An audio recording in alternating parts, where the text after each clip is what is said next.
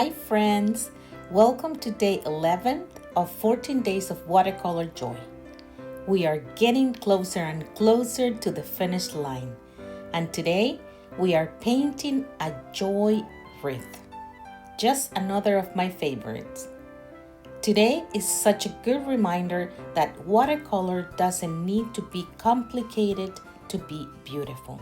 We are keeping it simple, relaxing, cozy, but also learning something very important: value.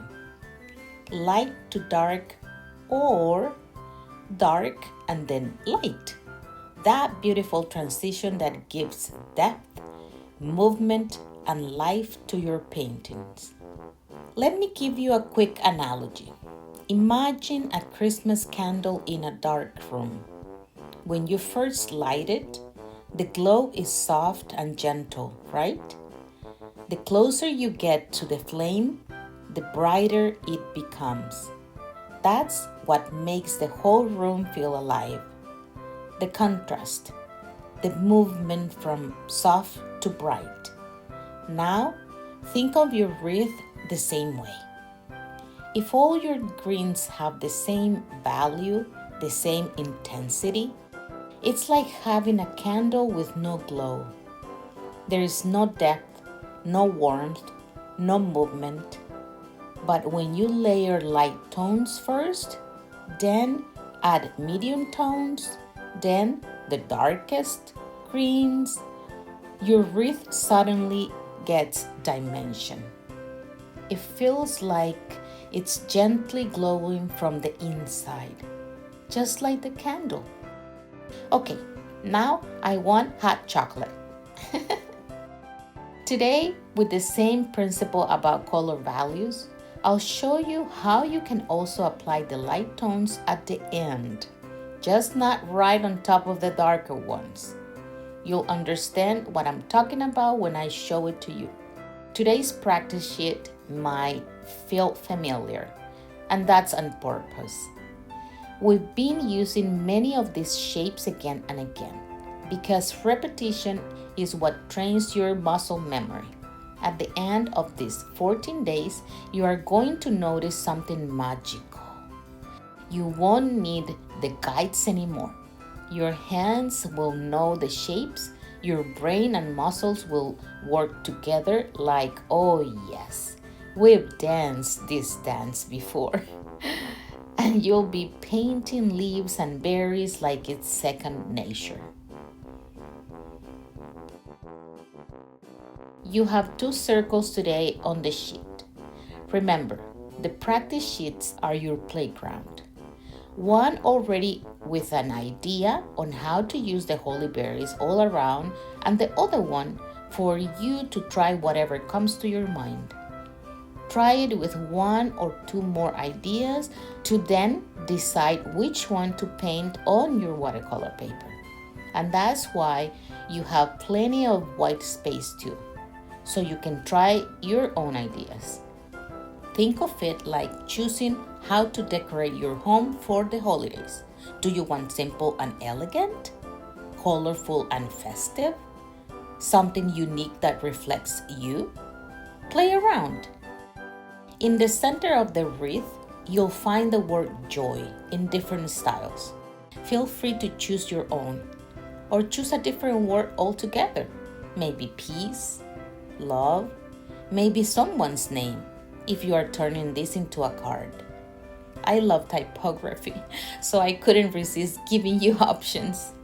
And talking about options and speaking of words, I want to take a moment to invite you to something really special.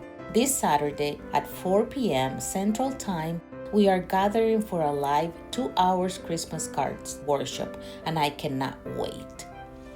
It's going to be our cozy creative moment together, where we take all these 14 watercolors prompts, every leaf, berry, star, brushstroke, and little moment of practice, and turn them into beautiful handmade cards. Cards that feel personal. Cards that carry meaning. Cards that make someone you love feel seen and cared for. You've been practicing so much these days. building muscle memory, exploring your style, feeling more confident with every stroke, and now we get to put it all together. We'll design different cards layout, talk about balance, borders, embellishments, how to place the words beautifully, where to add gold for that little spark, all the magic. And when you save your spot, you'll also get the full Christmas practice sheets pack, all 14 prompts, the live class, the replay available until December 31st, and a bonus holiday phrases page you can use inside your cards. This is your chance to create something handmade that truly touches hearts, and even to start selling your own cards if that's something calling you. I would love to paint and create with you there. As always, try different brushes today. Some leaves look elegant with a round brush. Others look playful with a liner. Some branches want something crisp. Others want something soft and loose. This is the beauty of practicing daily. You learn what you love and what you don't love. And all of that helps you discover your artistic style. I'll say it every day if I need to. Practice and repetitions aren't about doing the same thing over and over. They are about letting your body settle into confidence. It's the moment when your mind stops overthinking, your hand stops hesitating, and suddenly you are just painting, flowing, telling your own story through brushstrokes.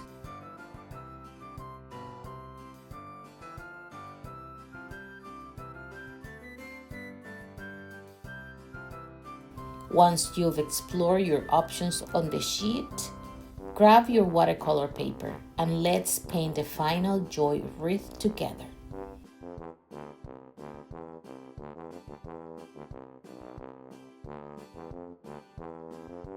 Start with the dark greens, the one with less water. You can paint a second layer with a different green or a slightly darker green. When it's dry, then add a second layer or a third layer with a lighter tones to make it fuller. Watch how the wreath becomes beautifully dimensional. Simple tricks like this makes a huge difference. I can't wait to see your joy wreaths. They are simple, elegant, and full of personality. Tag me with my Christmas brush so I can cheer for you and celebrate your progress. I'll see you tomorrow for day 12. And until then, keep playing.